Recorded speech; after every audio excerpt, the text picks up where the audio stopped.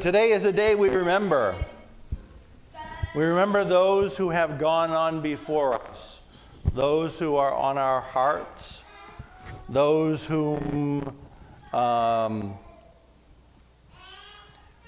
we continue to feel an attachment to, an attraction to.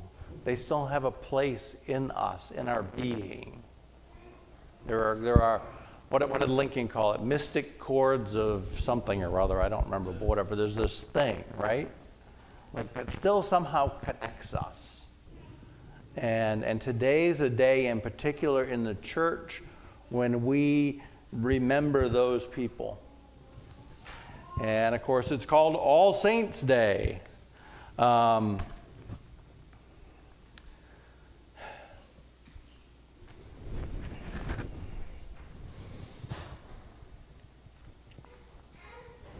So,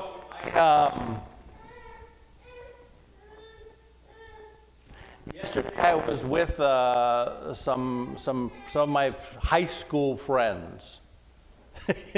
We're all like grandparents now or whatever. High school friends, right? And we spent the afternoon together and just talking and remembering. And it was interesting in that we remember, and some of the people we remembered were people that, of course, that we spent time with and did things with and things that we did with each other.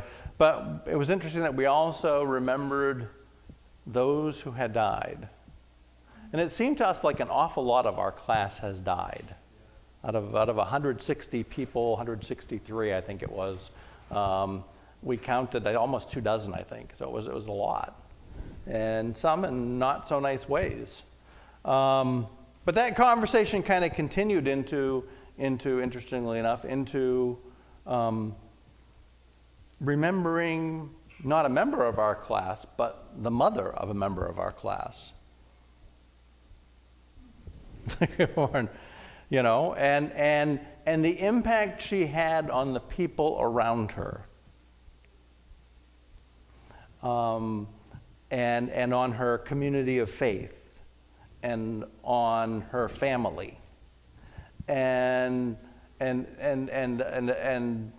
in remembering that, it kind of sitting there, it kind of dawned on me that we're talking about, here we are, you know, a bunch of friends just talking, but we're talking about a saint, and how this woman brought the love of Jesus into her family, into her neighborhood, in her community, into her church, into the school, wherever she went. And it wasn't something we'd ever talked about before. It was kind of interesting to bring that up in that setting as we sat around the fire pit outside. That here was this woman who had been part of our life 30 years ago.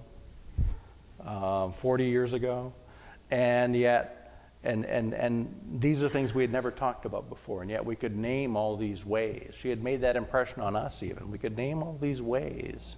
And we weren't discussing it as a religious thing, but I'm thinking in the back of my mind as this is going on, that we're describing a saint. Here was a saint among us. And I also got a call from my mother, all in a panic on Thursday, because she hadn't been called, not by me, although I don't call probably as much as I should, but no, she hadn't been called. She just got a call 2 days after her uncle had died, and she was distressed that she didn't know beforehand that he had died. He died, you know, in his sleep. He died suddenly, so it wasn't like a drawn out thing. It was just all of a sudden. He was so old and he died. But it bothered her that it was 2 days, you know, and so I had to kind of talk her down from that and remind her that this uncle is the last of all her aunts and uncles. There are no more. And so everybody around him doesn't really think of that, because her time spent in New Brunswick with those aunts and uncles and their families was 70 years ago. He's the last of a generation. So there's that part of it too, that there's this whole generational transition. And I thought about him, my Uncle Manly, and he was a gentle man, big guy. I remember looking at his fingers as a kid. Now I'm wearing a wedding ring here. I bet his wedding ring was a quarter, where you could put a quarter through it. His fingers were huge, and he was a tall, big, kind of wiry guy. He served in World War II. He raised his family. He worked in the forests in New Brunswick. And he was kind of a quiet guy. He was the quietest of all my aunts and uncles that I knew in Canada, in New Brunswick. And so Manly his name was Manly, he didn't say much. When he said something, you wanted to listen to it. One of those people. And he exuded a kindness that I don't think I've ever encountered in another person. This loving kindness, this gentleness towards this big guy who was completely just the gentlest person I knew. And just loved visiting him and the many times we went up there and hearing the stories about when they were all younger and growing up in rural Canada on farms and all that stuff. But again, here's another person who, in his own gentle and loving way, touched hundreds of people with that same Christ-likeness. And he was a, he was a man of faith, but he never talked about it. It was quiet and lived. And he went, he did the things that, are ordinary and you have to do, like going to work and raising your family and being part of a community and helping out at the church and helping neighbors in need. And yet he did it in a way that spread this kindness. After you spent time with Manly, you just felt better. I don't know. There's some people like that. You meet them, you feel like you're like the world's okay again for a little bit, and things are going to go on. So we know these people. And Jesus gives us the list, right? Jesus gives us the list here. The poor in spirit, those who mourn, the meek, and those who hunger and thirst for righteousness. Now this is a little bit different in that chunk right there, those people are the least, the lost, the littlest, the last, and the dead. Right? They're poor. Matthew uses poor in spirit. I think Luke just uses the poor. Those who mourn, those who are under persistent grief, those who are meek, who are humble, who don't make anything of themselves, don't put themselves out there. And the poor in spirit that Matthew uses here, it's poor in spirit is kind of that means they don't have, they not have faith, but they don't have hope. They're the people who are destitute, both maybe financially, but also just socially destitute. They are without any help or any advocacy. Those who mourn, we know that you carry the weight of grief, right? That sadness. The meek is not necessarily people. They're people who are completely marginalized. They don't have any access to any of the things that influence anything in the world, and they're often unnoticed.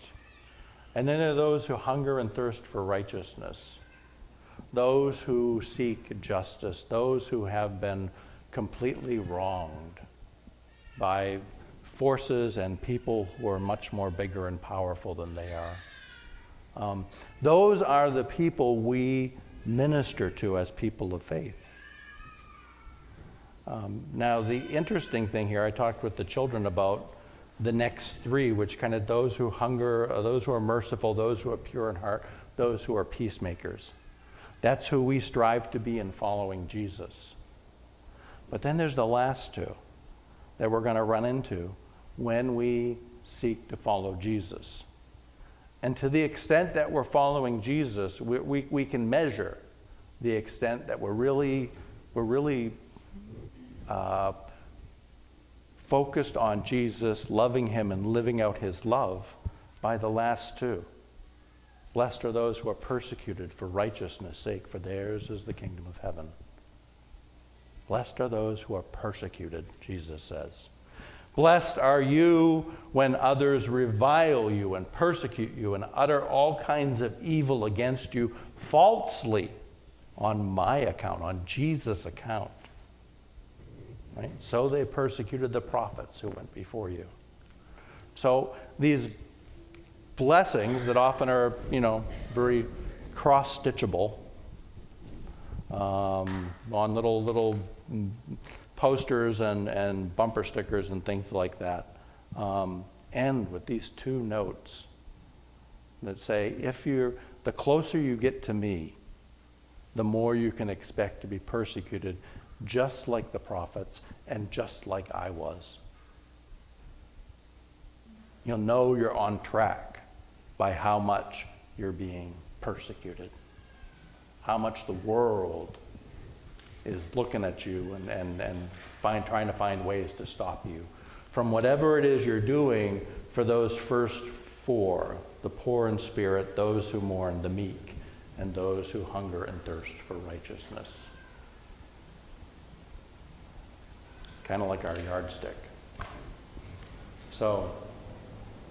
But the best place to start is with remembering those who've gone before us, remembering what's good about them, what's Christ-like about them, fixing that in our hearts, and reinforcing it as part of who we are as we also continue on our journey following Jesus, listening to his words and doing what he did.